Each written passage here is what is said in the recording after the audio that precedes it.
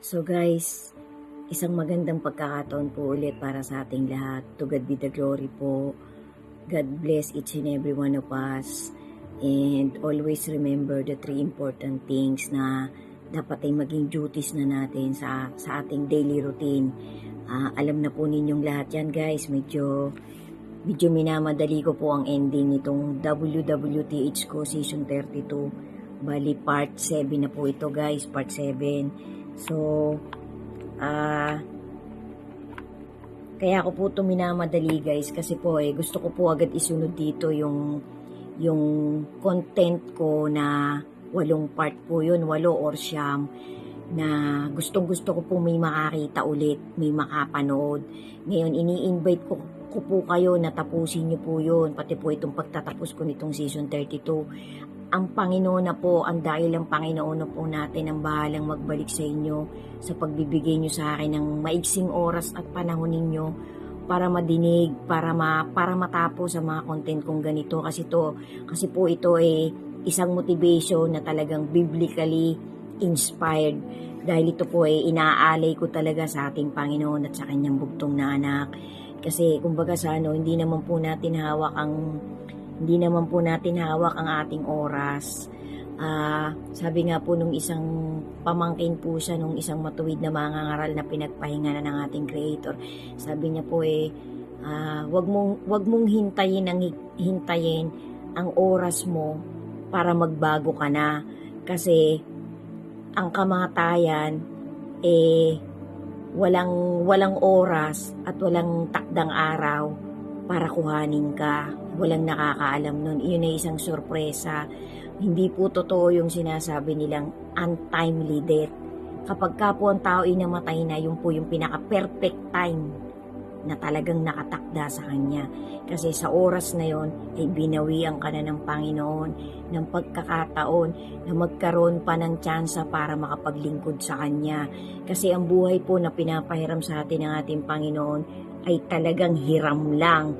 Talagang yan dapat ilalaan mo mula sa iyong pagkabata na ikaw ay may isip na alam mo na ang tama at mali upang maglingkod at kumilala sa dakilang manlalalang, sa dakilang Creator. Yan po ang ultimate na misyon ng isang human being.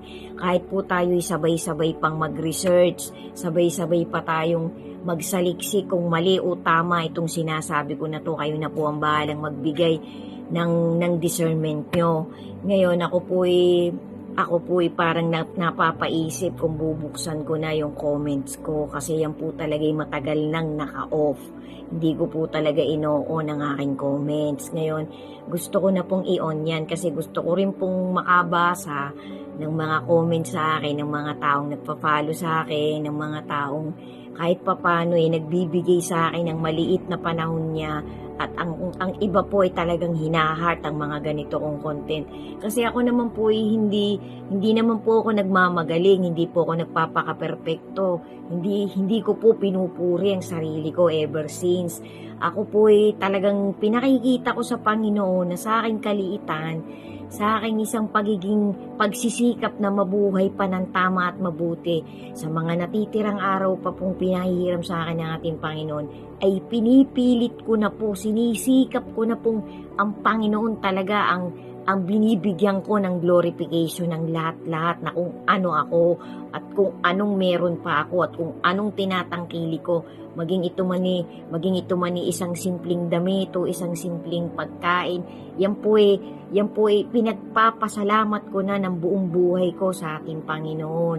Actually, ang pinapanalangin ko kung pa nga po, ito po ay honest to goodness na pag-share ko sa inyo ng aking buhay, na ako ay hindi humihingi ng mahabang buhay sa ating Panginoon.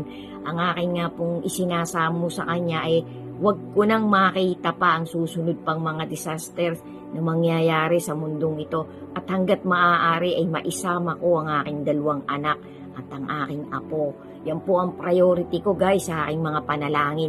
At ang sana ang pangalawa pong priority ko sana lahat ng nakakakita at nakakapagtapos ng content kong biblically, Bible verses, biblically inspired na mga what is written truly happen sana ang mga taong yun ay may faith na talaga sa ating Panginoon at sana lahat po kayo ay mapasama sa pipiliin ng ating Panginoon, 10 ng ating mga pamilya.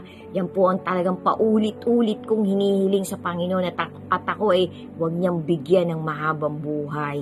Kasi ako po'y kinakabahan, ako po'y natatakot, ako po'y nagkakaroon ng nervyos kapag paulit-ulit ko rin pong nababasa at dumadaan sa FYP ko ang mga paparating na mangyayaring kakaiba sa sanlibutan ito. Hindi po sa para kayo ihatidan ko ng ninervyusin kayo, kakabahan kayo. Ito po'y isang real talk, ito po'y isang facts guys.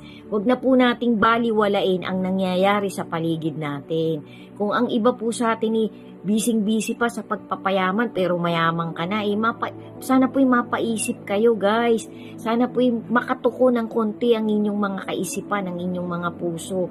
Na tayo po dapat ngayon nagpapakamadali na naglilingkod sa ating Panginoon. Ipakita na po natin sa kanilang mag-ama na tayo'y nagbabago na tayo'y nagsisisi na. Kasi unless anyone is going to repent, he will perish. Hindi siya magkakaroon ng pagkakataong mabigyan ng Panginoon ng salvation kapag ikaw ay walang pagsisisi sa buhay mo. Kapag lagi mong ini-imply, kapag lagi mong isinasabuhay ang pagiging isang arrogant, ang pag-a-apply po ng arrogancy, ang pagbibigay ng parang lagi mo na lang iniisip na hindi mo na kailangan ng Panginoon sa pamumuhay na pinapakita mo sa Kanya. Kasi hindi mo kailangan bigkasin na hindi mo na kailangan o kailangan mo ang Panginoon Nakikita ng Panginoon kung anong galawan ng buhay ng isang tao, ng bawat isa sa atin guys.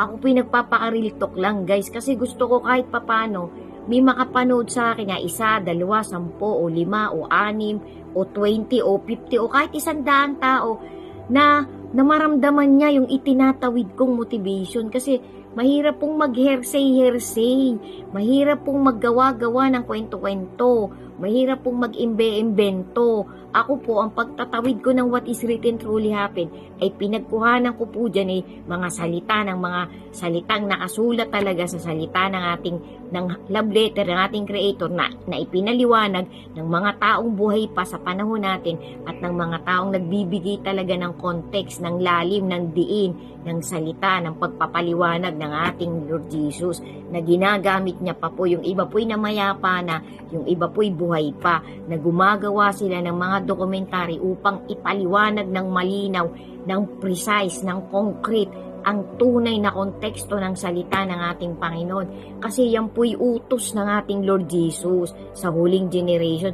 Tayo po'y kabilong doon sa huling generation. Kaya guys, ako ini-invite ko kayo guys, pagtiyagaan nyo pong tapusin yung isusunod ko dito. Maaaring 1 o 2 na lang to, endingan ko na tong season 32. Isusunod ko po kaagad yung nandito na sa drops ko, promise ko po yan guys. Pagtiyagaan nyo pong tapusin mula part 1 hanggang part 8 o part 9 man yon.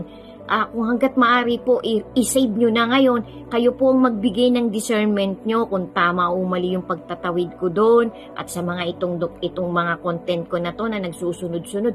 Kasi wala po akong ibang motive guys, kundi kahit katiting makapag-boost, magbigay ng kaunting booster sa faith ng bawat isang makakapanood ng content ko. Yan po ang aking motivation guys, yan po ang ginugol ko sa napakaigsing buhay ng bawat isa sa atin. Ako po mismo sa sarili ko, hindi ko pinapangarap mabuhay ng abutin pa ako ng 80, ng 90, ng 85, ng 75. Baka kung ako nga po'y mamamatay ng 60, malaking pasala. Kahit po hindi 60, kahit kung ako'y kukunin na ng Panginoon, at least kahit papaano pinakita ko sa Kanya sa pagiging ganito lang ang buhay ko, pagiging ganito lang ang pagkatao ko, sinisikap kong may taong makadinig ng nadinig ko din, na which is alam kong tama, na which is alam kong totoo, kasi ang ginamit niyang mga tao ay umakay ng mga taong nagkaroon ng matibay na pananalig at banal na takot sa ating Creator through His begotten Son.